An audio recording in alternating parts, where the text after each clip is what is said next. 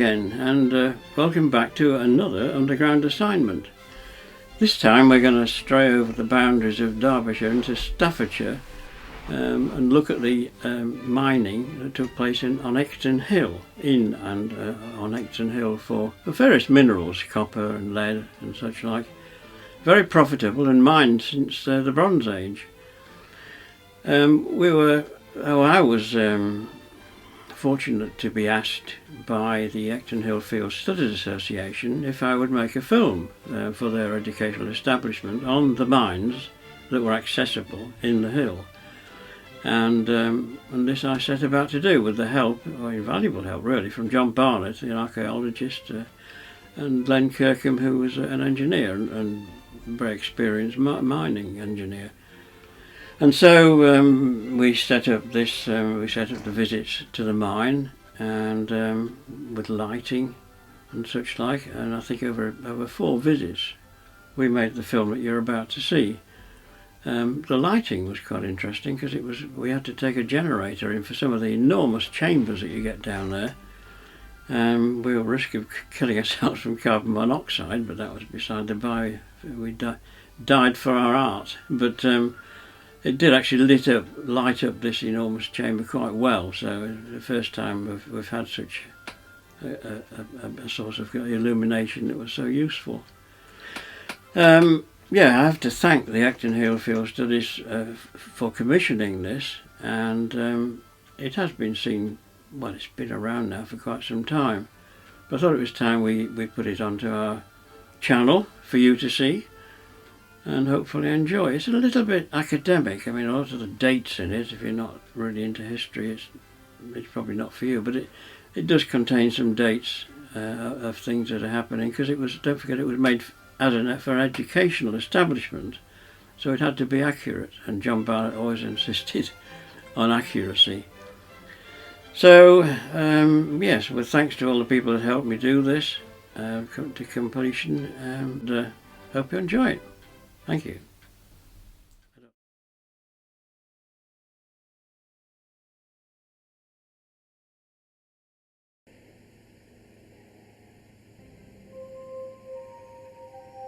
It's hard for anyone to imagine the toil, hardships and industrial endeavour that once centred upon and beneath the now tranquil surface of this pleasant Staffordshire hillside. But for countless centuries the dark, cold, forbidding world beneath has been hollowed and wrought in the quest for wealth. Mostly by the dim light of candles, the miners sought the rich copper deposits that they hoped would lay at great depth.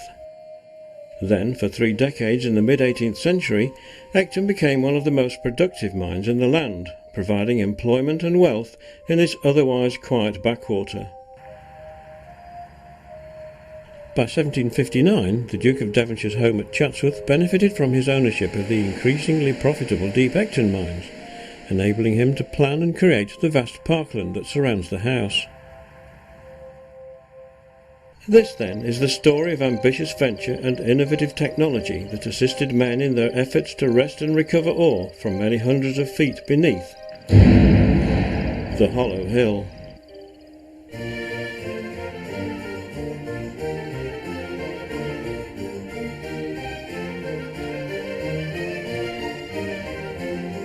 The story starts about 300 million years ago, when violent earth movements threw up the rock in this line of hills.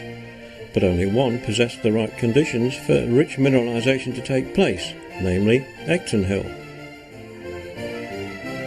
The hill is the most northerly of this line, running alongside the course of the river Manifold. The rivers played an important role in forming the landscape, but happily did not interfere with the drainage of the mines, which were exceptionally dry, remarkable considering that the extraction was carried out well below river level.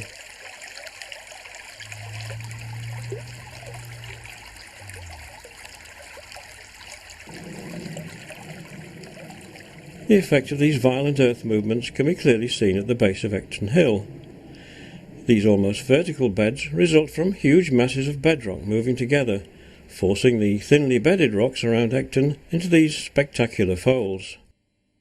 The folding continues underground, and in fact the hill itself is one gigantic upfolding or anticline. The process of mineralisation occurred somewhat later in geological time, when the hot, mineral-rich fluids passed through cracks and other gaps in the folded rock, cooling as they went. The larger of the mineralised deposits are called pipes, containing rich copper, lead and zinc deposits at depth. Some extended from the hilltop down to 1,500 feet, and we shall hear more of their importance later. There's evidence to show that mining, firstly for copper and later also for lead, has taken place at Ecton since the Bronze Age. This antler tool from Ecton and this hammerstone are fine examples of prehistoric mining artefacts. In his book of 1747, William Hewson noted the discovery by miners exploring old workings at Ecton of unusually long and wide shot holes. Such shot holes, found recently at Stone Quarry or Dutchman mine, suggest a very early date for the use of gunpowder at Ecton, probably as early as the 1660s. Some idea of the scale and depth of later mining can be seen from this 1850 section, showing just part of the vast network of pipe workings, levels and shafts driven into the hill. Access passages, known as adits or levels, penetrate horizontally as shown by the arrows, and the black dots represent the known vertical shafts opening at surface. Shafts vary from about 3 feet across to over 10 feet.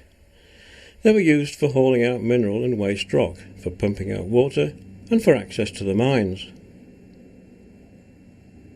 For every ton of copper, lead or zinc ores, they had to remove several tons of waste rock. Copper was extracted mostly in the form of chalcopyrite, and some idea of the scale of working over the centuries can be seen from the remains of the sometimes huge spall heaps. Many of the mine buildings too, once a part of the landscape, are now gone, but a few still remain to remind us of the layout and activities of the mining community. Perhaps the most visible today, atop the hill, is the Bolton and Watt engine house, originally built in 1788 to serve Deep Ecton mine. This used to be the mine manager's house, and this was once the mine office. The prominent folly was only built in 1933 and played no part in the history of the mines. A look at 3 of the smaller mines around the hill starts with a look at a level running beneath a line of houses at East Ecton, which reveals an extraordinary transformation since work ceased about 150 years ago. Here the walls and floor are richly decorated with delicate stalagmite deposits that require extreme care through a veritable wonderland of crystals and colour. The presence of iron stains some formations various shades of red.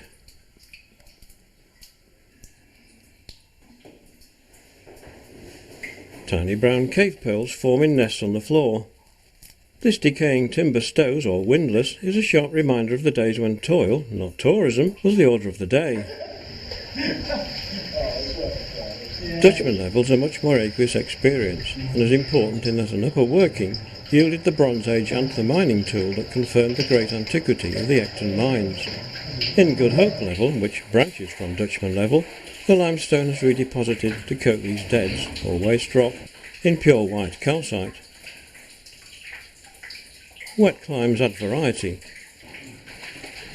and the scale of the mine, although small in comparison to what we shall see later, is still very impressive. Waterbank mine is the most southerly of the mines on Ecton Hill, and once connected with other mines further north. It can now only be accessed by means of a 70-foot deep shaft which drops into the grovelly wet drainage sough driven in the early 1700s. Mine timbers are better preserved here, with submerged beams, ladders and wooden staging looking almost as good as the day they were installed. The process of decay and collapse has prompted the making of this film in case the remains are lost forever. But the process is often beautiful, as you've seen, with calcite cloaking rock with its dazzling mantle, in sharp contrast to its ever-present companion, mud.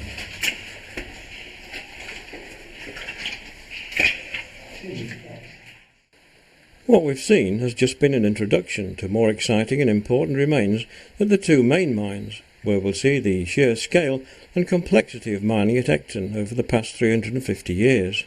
Both will work to exceptional depths and illustrate the varied and sometimes contrasting technological solutions reached by different mine owners.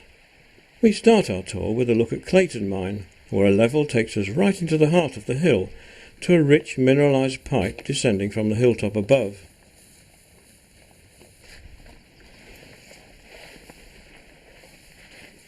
Local blacksmith, Jim Plant, opens the complex arrangement of locks and doors he designed at the request of the recently deceased mineral rights owner, Jeff Cox. Their purpose is to restrict access only to those with a real interest in old mines and who possess the necessary expertise and equipment to do so in safety. We're to be in the company of experienced mine explorers John Barnatt, an archaeologist, and Len Kirkham, an engineer, both of whom have been going underground here for many years.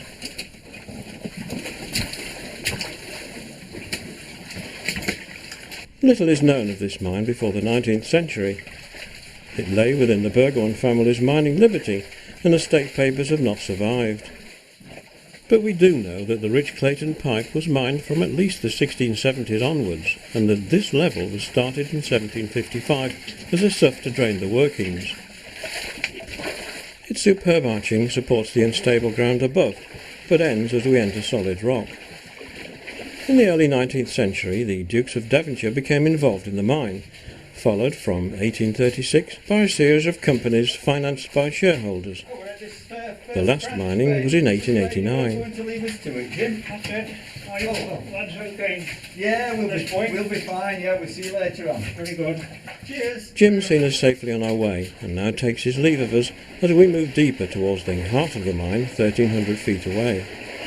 The level's dead straight for its entire length and will take us ever further away from civilization, although our first stop suggests that miners were perhaps a bit more civilized than you might think. Good feature just here then. Let's have a quick look at it before we go on. Have a look at this, look. What's this one? Where there used to be a loo in 19th century. It's obviously a two-seater, look. Room for two. So there is, yes.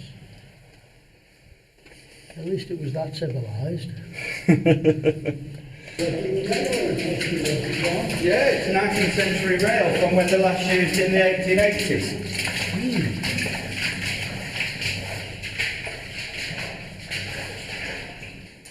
Here we are then, right at the operational heart of the mine. It's quite a long level, hasn't it, to go to this point. Put this stuff down and we'll have a look round. The first impression on entering this extraordinary late 18th century chamber is that you've stumbled upon an underground residence with its gloomy whitewashed walls and vacant windows. But, as will be explained later, the real purpose of this building is as a base for a chimney for steam engines. The chamber dates from the second half of the 18th century. The little puddle in front of the building is a shaft that's over 900 feet deep, leading to rich workings below. Initially, the rock would be hauled out here by a horse-drawn gin engine, but from 1812, horsepower was replaced by steam. There's had all sorts happening in here, Len, both for pumping and for winding. What sort of date? Well, we don't really know for exactly, because there's so little recorded for these Burgoyne mines. But it was almost certainly here by the very early 1800s. There's been mining down the pipe since the late 1600s and probably a long time before that. We know in the 1670s there was a dispute over use of gunpowder down this mine, but probably not here, but probably up nearer the surface. The Duke of Devonshire got involved in these mines in 1804, and we know soon after that that they did put steam engines in here for the first time. But whether he created this chamber or whether there'd been engines before that date is what we've no idea. Oh, I see. Real reason this chamber here is this shaft. That shaft's over 900 feet deep, and it enabled them to bring ore up to this point and then tram it out to the dressing floors all the way along the level we've just come along. So what date did we start to sink this shaft in the chamber? That's totally unrecorded. We know they drove the level. They started driving it in 1755, so it can't be any older than that. And it's sometime between then and the very early 1800s did they sink this shaft. They probably kept deepening as they were getting deeper and deeper down into the pipe. So originally then, the attic would have served the workings above the attic level up to the... Yeah, originally it was to drain them, to bring water down to this level so they could carry on mining. I see. But as you get deeper and deeper below here, then hand pumps aren't going to work after a while. And so then you need to bring in a steam engine to start pumping the water out. We know that the Duke and Devonshire and his miners, after they'd been here a while, bought 2 steam engines from the Butterley Company. One in 1812, which was a pumping engine, and then 2 years later, in 1814, they bought a winding engine. And they were both in this chamber. It may well be that this wonderful chimney base here belongs to that period. We don't really know. There are 2 engines in this chamber, and they took the smoke up and up the old pipe. We'll go and look at that later on, and that's brilliant. It's covered in soot. The Duke packed up a few years later. They lost the ore down at depth. But in the late 1830s, a new mining company, the Burgoyne Mining Company, they put in 2 more steam engines, we think. The others had probably been taken out and scrapped. They put in 2, and then later on in 1884, they installed 2 more after the second lot had gone. So there were 6 of them? There's 6 engines down in this chamber at different times, always 2 at a time. The engines they put in here in 1884 didn't run for very long, because actually the Ecton Mining Company closed down in 1889. Well, they stopped working underground, and it took them a few months to sell everything off. But that was the last time this mine was worked. Yeah. Which is why we can still see things of that period here, because they were never ripped out. Through a nearby doorway lies one of the 2 engine beds that have been left in situ, its presence creating as many questions as answers, part of the fascination of these old mines. Look at this engine bed here. Yes. 2 blocks of gritstone with the fastening bolts. Look, I think it must be, well, it's certainly one of the engines put here in 1884. I suspect this must be the pump. It's only a very small pump. So was it the steam room on here? Yes, I think so, as far as we know. I see. And the date was what? 1884. Hmm. That's from the records. We know they bought 2 engines, 1 winder and 1 pump at that date. So it would fit in with this. Yeah. There's a curious radius excavation here in the Bristol, rather a flywheel or clearance on the crank. Yeah. I don't know enough about engines to know which that is. It's been chiseled out, hasn't it? Yeah. Right, what was these, John? They're bolts, aren't they, to secure an engine down. Oh, this is the engine bed. I think this is for one of the other 1884 engines. Probably where the winder was.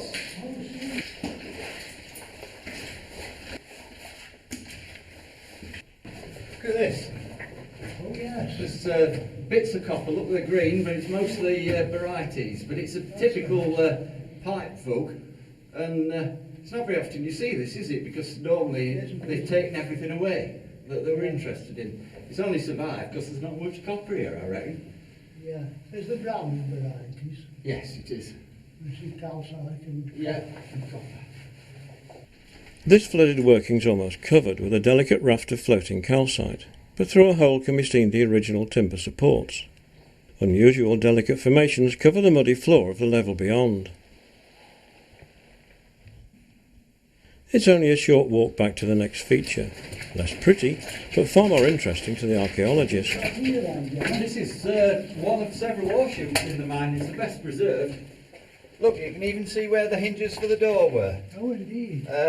They'd have that closed, and when they're tipping in ore from above, when they're ready to load it into tubs, they'd lift this up and bring the ore out of the chute here.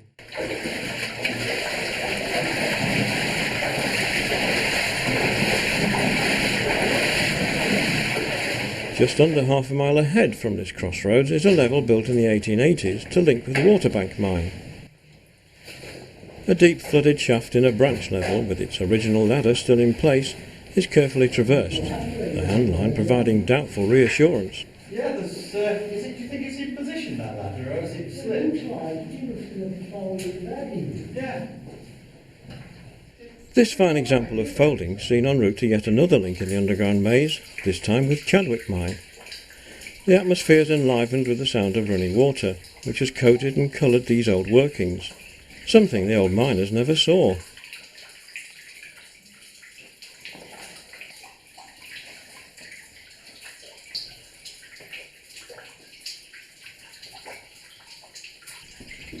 Here we are then. That's the bottom of the Cascades, looking up there. It's pretty, isn't it? This is the point somewhere around here anyway, where they broke through between Clayton mine and Chadwick mine, which is up there. Oh. In the 1850s, they linked the two together. So That was mainly. Chadwick's up there, and that was mainly a lead mine. Yes. But Clayton here produced lead, copper and zinc. Oh. I think what we should do now, though, we haven't time to go up there. Let's turn round and go up the main Clayton pipe. Do you like it up there? Oh, right. I'll go to that. A short distance back along Clayton Adit from the main chamber is another ore chute, but beyond this one lies an extraordinary example of the miner's ingenuity. The old worked-out pipe vein has been converted to carry smoke from the boilers for the winding and pumping engines in the chamber up several hundred feet to the surface. The whitewashed edifice we saw in the main chamber was the base of this gigantic higgledy-piggledy near-vertical chimney.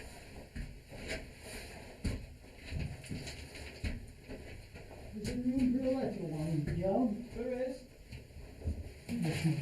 Daylight on about your summer's day. Aye.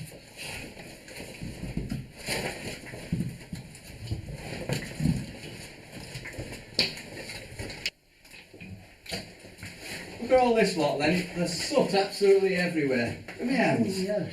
That's because we're in the old pipe up above that chimney that we've seen. Oh, And what they did in 1812 is seal it all off and make this into a chimney right up to the hilltop, and all the smoke came up this way. is the flow. Yeah, the workings themselves are a lot older. They were down in here somewhere in the late 1600s. It might be a lot older than that. Good. But it just twists up and up now. It's just more of the same. But there's dangerous bits. I mean, look at that up there. All that hanging death. Yes.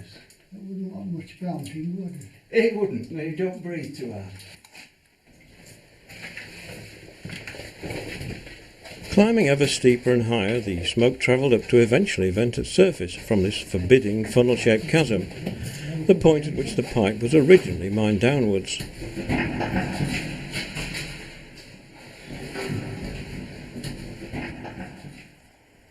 It's only a short walk to our next destination, Deep Ecton mine, which we'll access partway up the hill at salts level, marked here on the plan.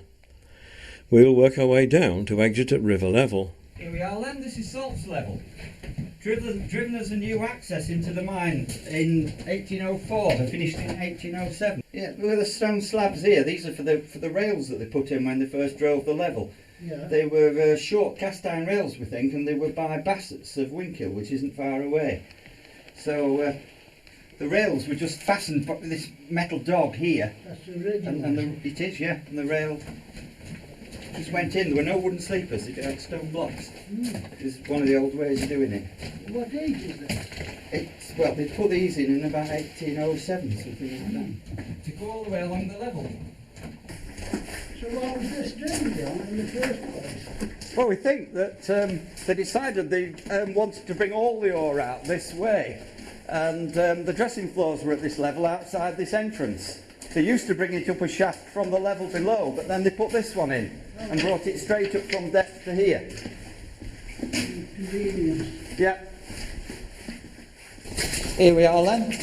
This is where the level comes to the earlier engine shaft. We've got a striking chamber here, look. Oh, this is where they landed the stuff then, is it? Yeah, that's what a striking chamber is. That was their term for it. They brought the ore up right from the depth of the mine after 1807 to this point here and loaded it out. And it went from here out to the dressing floor. That's right, yeah. I see. This shaft is the one that was where they put the 1780s Bolton and Watt engine house that we've seen on surface. And it's about just over 230 foot upwards from here to surface, and another 115 foot down to main Deep Ecton level, which is where we're going to go to in a few minutes. Have you noticed up there, look, you can see the shot holes coming down, this is where they sunk it. And that, what they call a garland, that was the miner's term for it, which is a drain which catches all the water coming down the side of the shaft and brings it round to here to keep it as dry as possible. They also drove salt level down this way then. This heads towards the main pipe, which we'll go and have a look at now. And does he join the main pipe? Yeah. This is where the level comes to the pipe. The pipe had already been here for a long, long time when they brought this through. I suspect they'd already mined to this depth in the 1600s. They might have even been here in the Bronze Age when they were mining from surface. Yeah, yeah, you get some very deep Bronze Age mines like in Wales, but we're just no way of telling you. If you look up there, look, it twists all the way up and out of sight. And then down here, it's doing the same, all the way down to Deep Ecton level and beyond, which is where we're going next. We're not going to go down this way. There's just round the corner, we can go into the old Miners' Ladder Way. And that breaks into the same pipe? Yeah, it brings us back to the bottom. I see. We're about to go down the ladder way, Len, but before we do, let's have a bit of an experiment. It was very different for the miners. All they had were candles.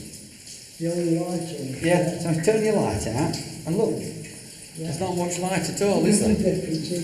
But I think your eyes get used to it a bit, but can you imagine going all the hundreds of feet down ladders, just with a candle on your helmet?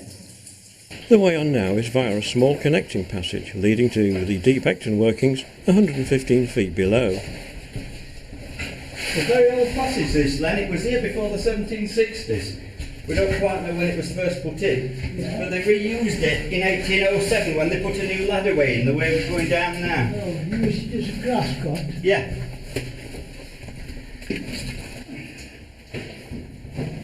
Some of the ladders in here, Len, go back to the late 1800s. But this one here is a modern replica done by Jim Plant. Made a cracking job of them. They're just like the originals. Deep Ecton mine has a long and complex history. Bronze Age copper miners were almost certainly active here, but documented history started in the early 1640s, when the then Earls of Devonshire set on miners here, and again in 1660 after the Civil War.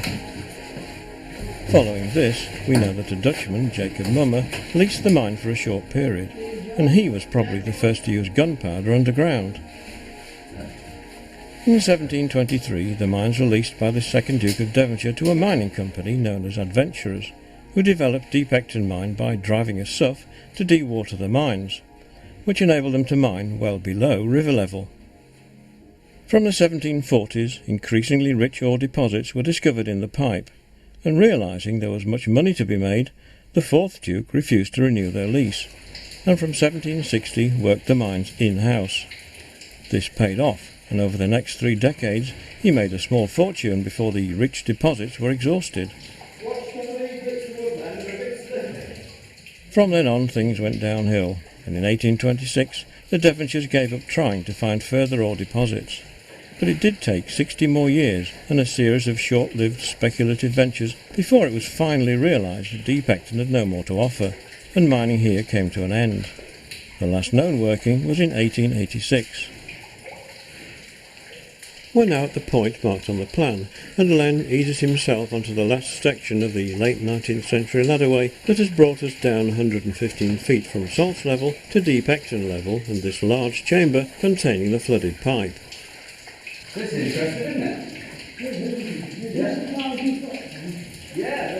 This is far down into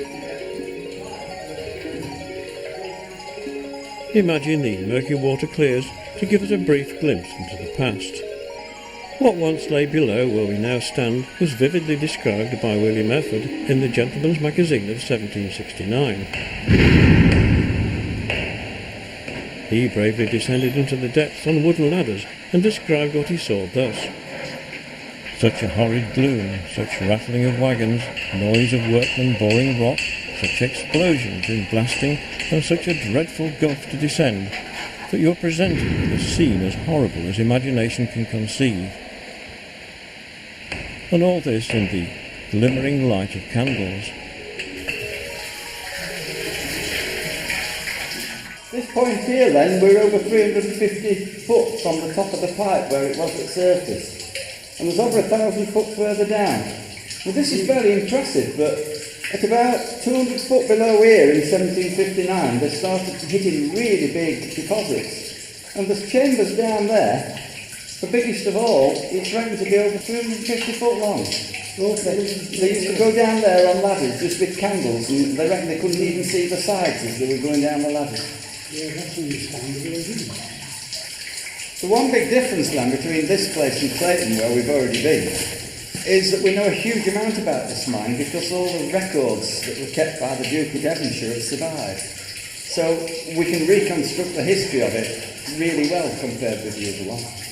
We're not quite sure when they reached this point, mining from surface, that we know they're up there in prehistory. What's Right, much mining that's, going from here to surface? Well, all this pipe that we can see going up here goes all the way up to surface. And they started in prehistory with no idea how deep they got, probably not buried compared with here. Yeah. But they were mining here in the 1660s and could easily have got a fair way down the pipe. Then the company of adventurers that started in 1723, they must have got down here and pretty much to this spot by the time the Suffolk came through to this point. That's in about 1740, we think. So the reason for the soft. Yeah, the reason for the Suffolk was so they could bring water to this. Yeah. But by the time the Duke took over in 1760, the adventurers had got another 200 foot below us here and were hand pumping the water up to this level for the Suffolk. But before the Suffolk came through, there was a couple of levels just up here, just above his heads, that must be earlier than that, otherwise they'd have driven them from here rather than just up there.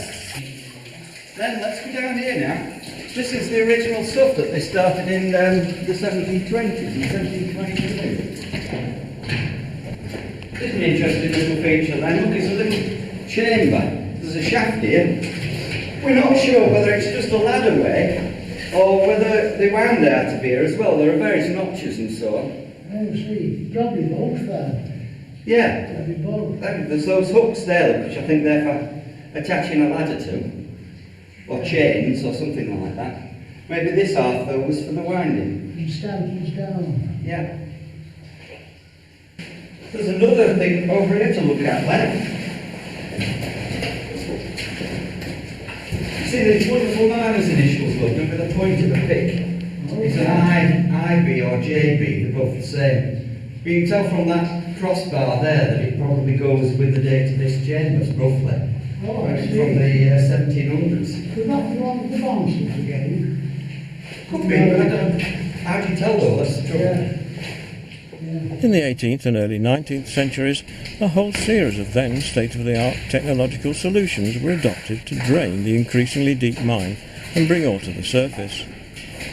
These included exceptionally deep shafts, haulage levels, horse-drawn and later water and steam-powered engines, a SUF, and underground canals. Unfortunately, much of the mine is now underwater, but there's still a great deal to see. Have you noticed then, now we've got here, how much bigger this is? Yeah. The original SUF ran this way, but it's been enlarged. You notice how much smaller this is. The other thing is, have you noticed how bendy it was? Yes. I wonder if they got to this point, whether they were searching for the pipe. They're not quite sure where it was, so they were twisting about a It bit. makes sense, wouldn't it? Yeah, they enlarged it up in the late 1760s. And That's this piece. This is the SUF here, because what they did is they drove this new passage here from 1767, finished it in 1770 to the new big engine shaft. Oh. And from then on, the ore came this way. Whereas originally it had come out of here, but they wanted a nice big passage because they knew they were going to get lots of ore out of here. This is the main transport way. Yeah. And the water used to come out of here still, we think, up until the 1780s. And I'll show you later on, there's some good examples. You can see where they had a timber floor, so the water was under it, so they didn't get the feet wet, so they'd tram it out. Another possibility then is in the late 1760s, maybe 1769, is that they took the wooden boarding up and they converted this long straight stretch of the level into a canal with underground boats. The haulage canal.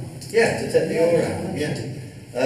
We're not 100% sure, but that's what the records might suggest. The other thing that's changed is later on in the 19th century, when they'd stopped mining at depth, so they weren't pumping water out anymore, they carried on trials in all this upper part of the mine, and they put this floor in, because there's no water anymore except just a little bit of water draining, and they put a tramway back in here. long after the canals. Before visiting the magnificent main engine chambers at the heart of Deep Ecton, we'll first have a look at some of the features further along the level. You see this bit here then? The drainage channel looks swaps from one side to the other. We don't really know why it was why this happens, but Jeff Cox used to tell a brilliant story, and he might have been right, that this is about halfway down the passage, and when they were putting this floor in, the possibility is there's two gangs of men starting laying it from either end, and they were told, put the channel on the right. Well, of course, if you're coming from opposite ends, it tends to come on both sides of the passage. See, this is a good explanation of that. Aye. There's no lot you can do it otherwise, is it? This point we've reached now, Len, the sough, it's been straight as a die for ages. It used to go straight through there. But it collapsed and they had to re-drive it. And rather than try and open up what had collapsed, they put a passage from the side, look, which is where we'll go now. That was re-driven in 1774.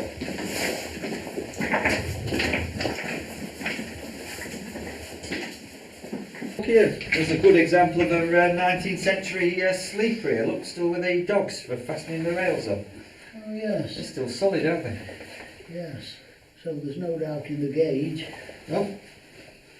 You can see really clearly here then where the floor was. You can see these slots, there'll be timber beams across here, so the water runs underneath, and then you've got where the miners can walk and push tubs out of the water above. I see, yes. Well, have you got matching ones anywhere? Yeah, they usually get a slot and then an eye on the other side, so you push the timber in this way, and then slot it in down there. No. There's one. Yeah.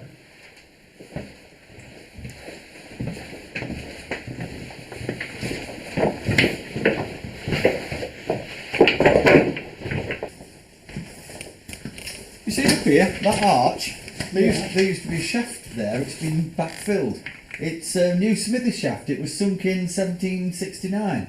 And well, there was this one and there was an early one just where the original stuff went, and they were to take ore up to the dressing floors. Really good ore that didn't need dressing, they could take straight out, but anything they needed to process, they'd haul it up onto the dressing floors, which are higher up, process it that way. Got filled in, early 20th century, Jeff Cox told me. There was a little girl gathering flowers and she fell down and was killed, so they had it all filled in. If you climb up here, there's some brilliant rope wear grooves on the inside face of that arch where the rope's been catching as they've been hauling the ore up, yeah. And these are the deep grooves, which we believe were made by hemp hauling ropes. Remarkable considering the hardness of the rock, and clearly show the large quantities of ore taken up this shaft. Then from New Smithy Shaft, you come across the present sough level, and you get to here. Look, there's a cross cut across to here. This is the what's left of the original sough heading towards daylight. It's collapsed further in, and miners have filled it up, look, with stones to near the roof. Yeah. You can follow it down there so far, but you get to a point where it's fallen in. It's an easy walk back along the level to a series of features in an area that ranks as the most impressive at Ecton, and which will be the climax of our visit.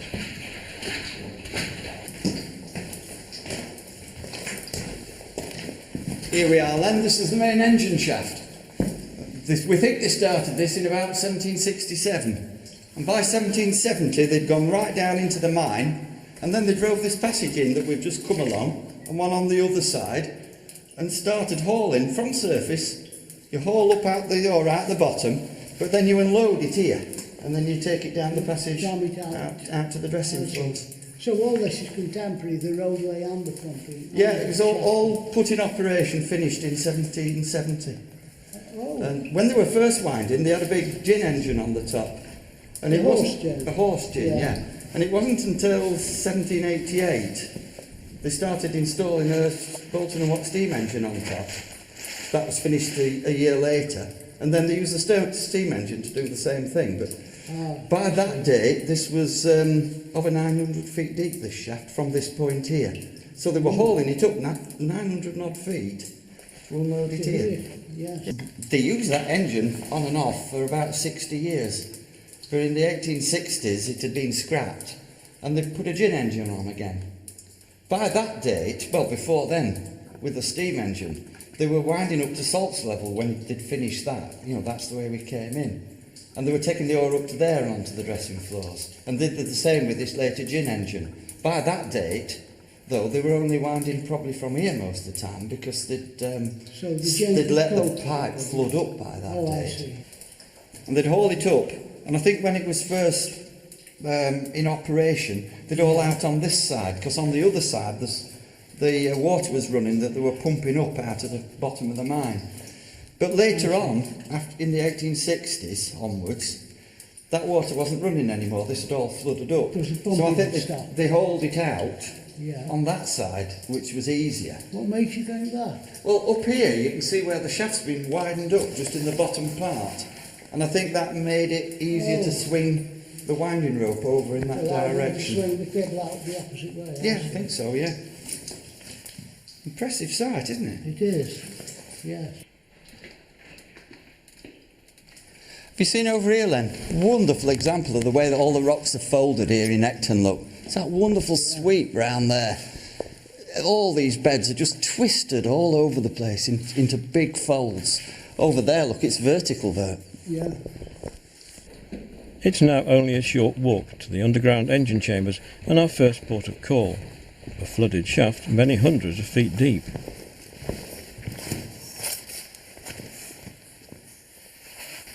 This is a brilliant shaft, isn't it? It's probably the biggest shaft in the whole place. They started sinking this in 1781 and finished it 2 years later. Called it the Great Shaft or the Water Shaft. And from that date onwards, this is where they brought all the water out of the deep mine. This shaft was divided, what we call laced, all the way down. And over in that compartment, you can see beam there, look, where compartments was. That's where all the water was pumped out, coming out and spilling it into there. We'll look at that in a minute. The middle bit was a big open space all the way down where they could take mine equipment down. They could take wagons, they could take pump pipes, and everything that was heavy got taken down there. Then there was also a ladderway as well for the miners to get. So this was the service side? Yes. The other shaft was where the ore came out, and this is, in a way, where you make all that possible by taking things down and bringing water up. We go over here now, look. Brilliant over here.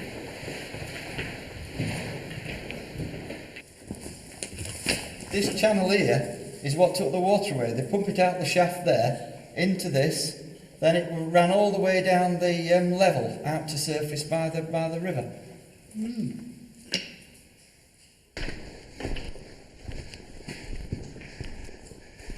This Len's the capstan chamber. I reckon it's probably best preserved example that you can still get at in Britain. Huge thing, isn't it? Isn't it? And it was once bigger. The walls there, look, have been put in later, but it goes back another 10 foot or something like that beyond there. It's all connected with the shaft here. Yeah. When they were sinking it, what I think is they had a gin engine with a big drum up there. And you can see that cavity runs through, look, to give clearance for the ropes that go over the headgear. So they use the gin to get all the stuff that from sinking the shaft, bringing it up to here and taking it out. But when they'd got it sunk to what they wanted in something like 1783 and put all this in operation, then what they'd do is have a capstan here, which is lower down with very long arms going out, which is why you need all that clearance under there. And men had pushed this capstan round on long bars coming out of it. The horse one? Yeah, but once you're using this shaft and you put in pump rods down and all kinds of delicate equipment, you get much more control with men controlling a capstan than you ever could with a horse gin. And I think that's why they put that here. Oh, I see. You see this little square hole here? What's this, John? This is right at the centre of the chamber. And this is where there'd have been a bearing block for the central axis to the gin, which is up here. But when it was a gin, it was perhaps about 20 foot across, something like that, the big winding drum. And the horses would be walking pretty much where that wall is. Oh, so we filled this area But when they created it and when they put the capstan here, they'd want a much wider space because of these long arms with maybe half a dozen miners on each one pulling it round, or pushing it round, I should say. So that was a much bigger chamber then than it is now.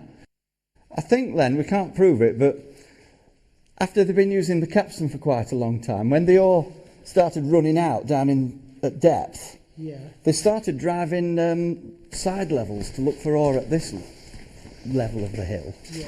And they used this as a dumping ground. They'd, pretty much stopped using the big capstan in the 1790s. So they stacked all the waste heads in here, which is what this wall is here. I think so, yeah.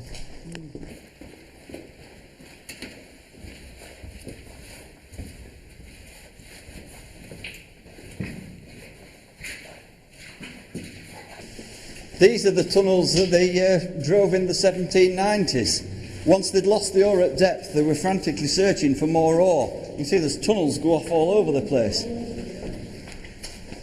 Look at this shaft here. We don't know anything about this at all. Wonderful shaft, but full of water.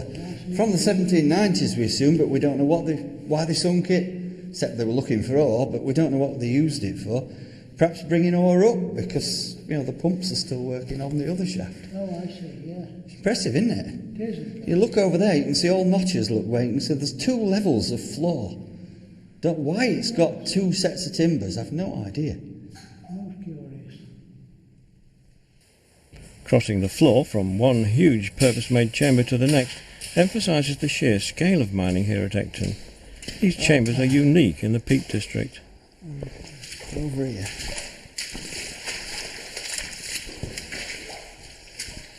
This is interesting, this wall, this tells us a lot. It's a ruined wall that originally came right across the chamber. The first engine they put in here in the 1780s is what they call a flopjack. And I'll show you in a few minutes. They brought the water into the mine from surface along a long level and brought the water into here, and this was a dam for it. So this was blocked off to the floor? It was blocked off to the floor, up to that level there, look, where you can see the mortar still in place. So a big dam with water behind it. Mm-hmm. And then water came out of the top of the dam on a launder into the engine.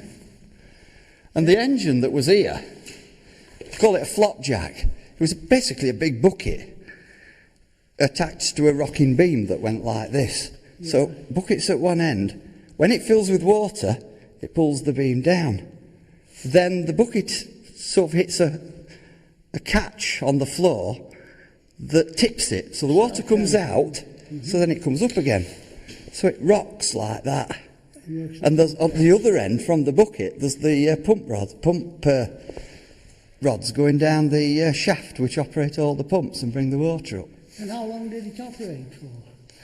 That operated until the 1820s.